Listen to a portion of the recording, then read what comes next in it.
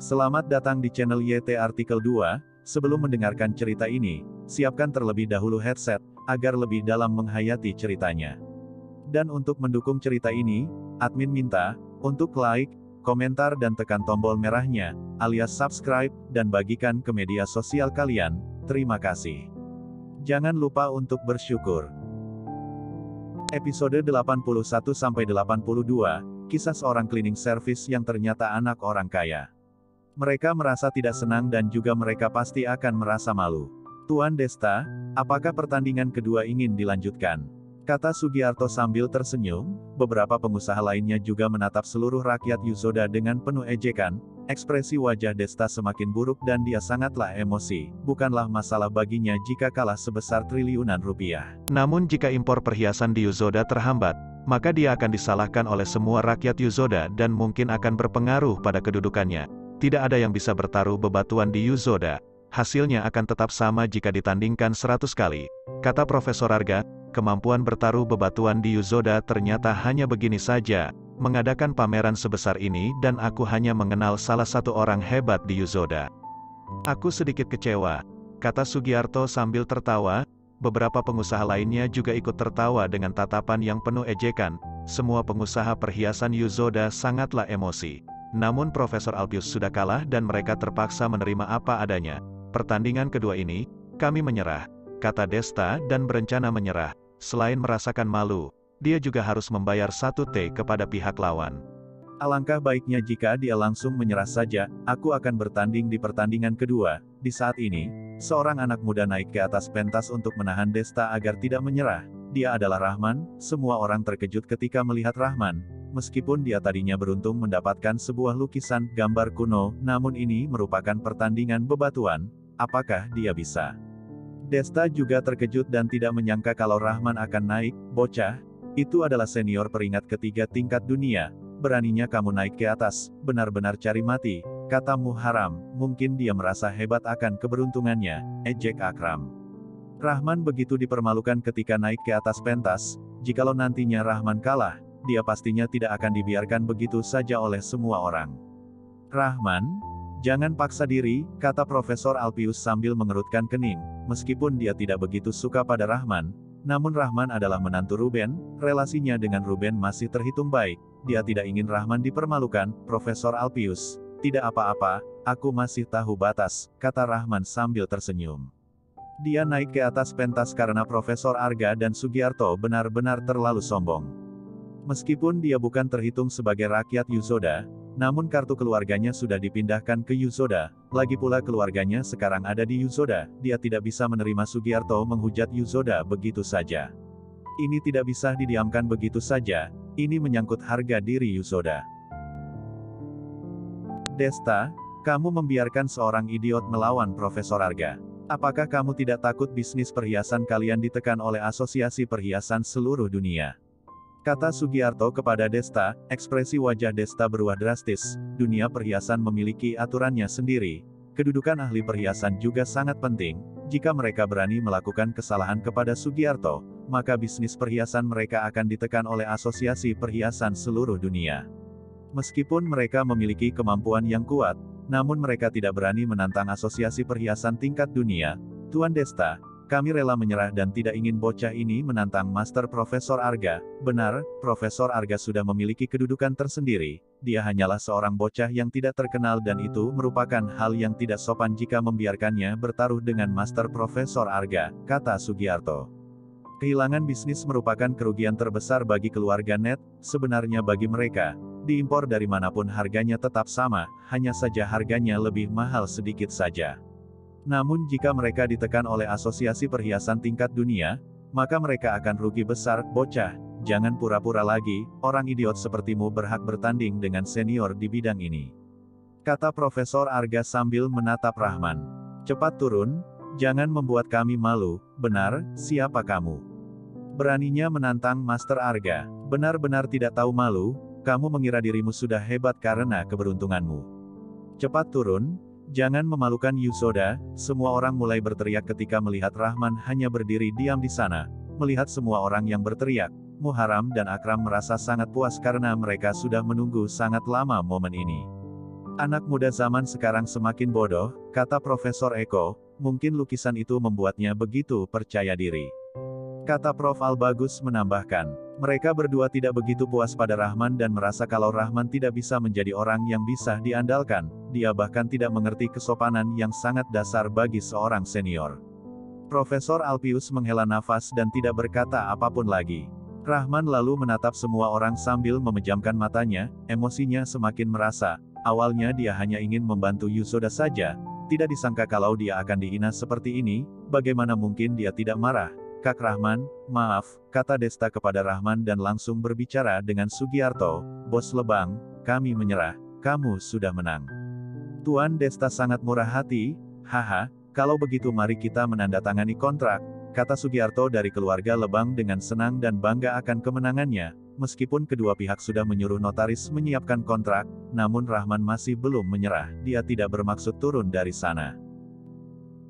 Dia menatap Profesor Arga dan berkata, Senior Profesor Arga yang terhormat, apakah kamu tidak berani menerima tantangan dariku? Ternyata peringkat ketiga sedunia ini juga biasa saja ya, apa yang kamu katakan? Kata Profesor Arga kepada Rahman dengan penuh emosi, aku berkata kalau kamu adalah pengecut, peringkat ketiga sedunia seperti apa? Biasa aja di mataku, ejek Rahman. Bocah, apa yang ingin kamu pertaruhkan denganku? Kata Profesor Arga dengan marah, ini merupakan kali pertama dirinya ditantang selama hidupnya, dia begitu marah hingga tangannya terlihat gemetaran, silakan beli kasino token seberapa yang kamu inginkan, aku akan mengikutinya, kata Rahman sambil menatap Profesor Arga, dia sama sekali tidak menghargai Profesor Arga. Profesor Arga sudah begitu marah dan Rahman sama sekali tidak menghiraukannya, ekspresi wajah Desta berubah drastis dan tidak disangka kalau Rahman berani menantang Profesor Arga di depan umum, apakah dia ingin menghancurkan seluruh bisnis perhiasan di Yusoda. Seluruh pengusaha perhiasan mulai panik. Master Arga, dia tidak ada hubungannya dengan kami. Kamu bisa mendengar nada bahasanya, dia bukanlah penduduk Yusoda, benar, Master Arga, dia bukan penduduk di sini, salahkan saja dia, beberapa pengusaha perhiasan mulai memutuskan hubungan dengan Rahman. Rahman sudah membuat Profesor Arga emosi, ini sudah merupakan waktu yang tepat bagi Profesor Arga meluapkan seluruh emosinya. Jika pengusaha-pengusaha itu tidak memutuskan hubungan dengan Rahman, maka seluruh bisnis perhiasan di Yusoda akan segera bangkrut. Master Arga, dia bukanlah penduduk Yusoda, kalau kamu ada permintaan lain, kami keluarga Net akan menurutinya. Kata Desta juga segera memutuskan hubungan dengan Rahman agar bisa mendapatkan pandangan baik dari Profesor Arga, dia bahkan tidak ingin membantu Rahman melawan Profesor Arga.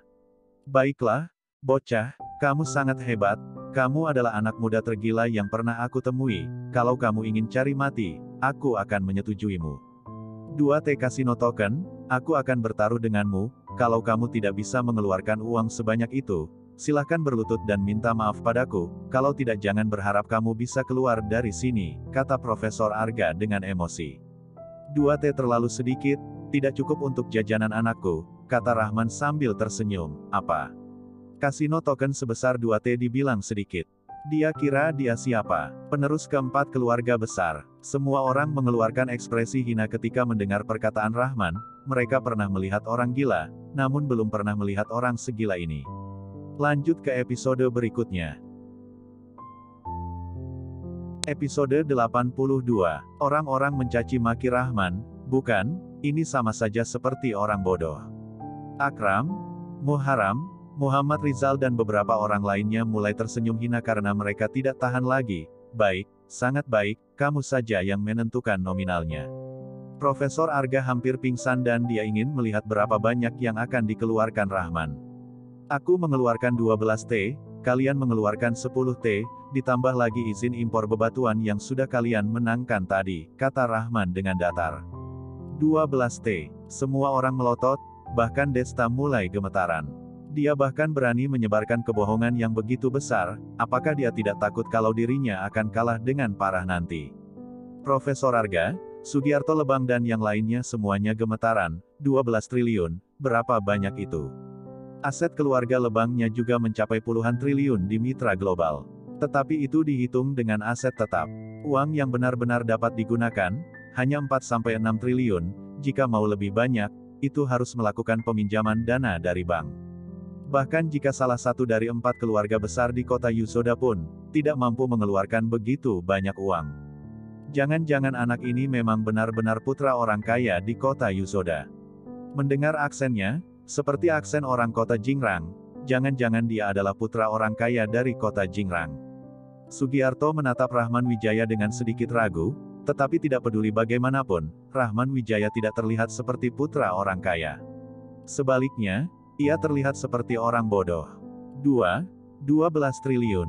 Tubuh Profesor Arga gemetaran, orang yang bisa mengeluarkan uang sebanyak 12 triliun, bahkan dia pun ingin melihatnya.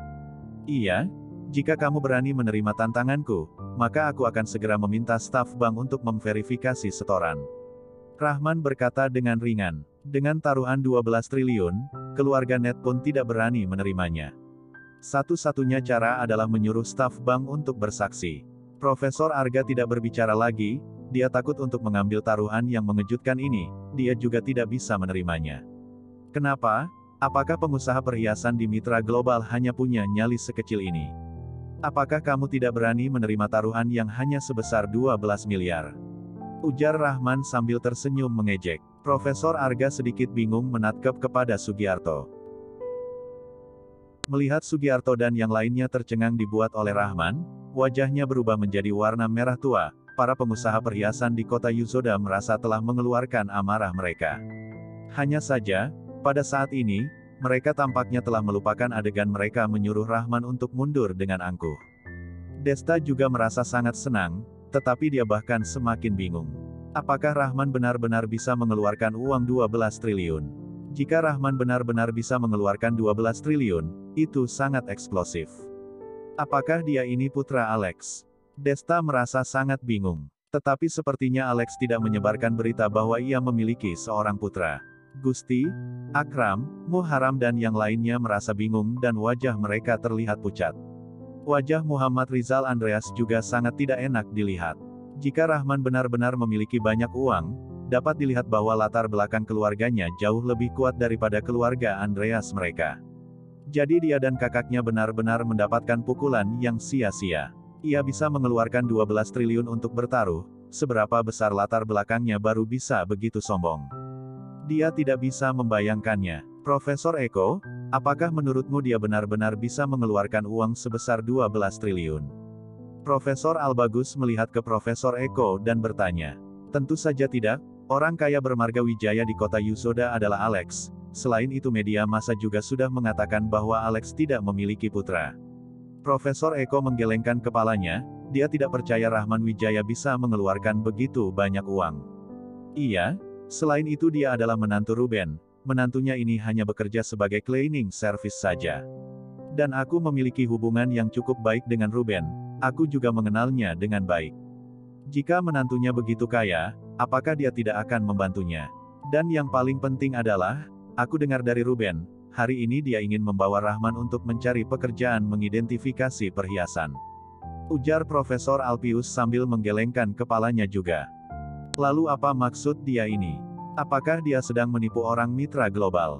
Apakah dia tidak takut jika pihak lawan setuju, maka dia tidak bisa mundur lagi? Ujar Profesor Albagus dengan bingung. Anak ini sedang menggunakan taktik psikologis. Coba kalian pikirkan, konsep seperti apa memiliki tabungan sebesar 12 triliun. Aku pikir salah satu dari 4 keluarga besar juga belum tentu dapat langsung mengeluarkan uang sebesar 12 triliun sekaligus. Dia sudah menebak bahwa Sugiarto dan yang lainnya tidak memiliki begitu banyak simpanan, sehingga mereka bisa menekan pihak lawan, dan membawakan tekanan psikologi yang cukup besar kepada pihak lawan. Ujar Profesor Alpius dengan menganalisisnya. Anak ini bisa dianggap berbakat.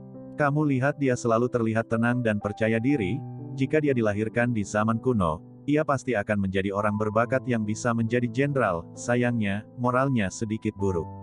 Profesor Albagus mengangguk dan setuju dengan pendapat Profesor Alpius. Jika tidak percaya kalian tunggu saja.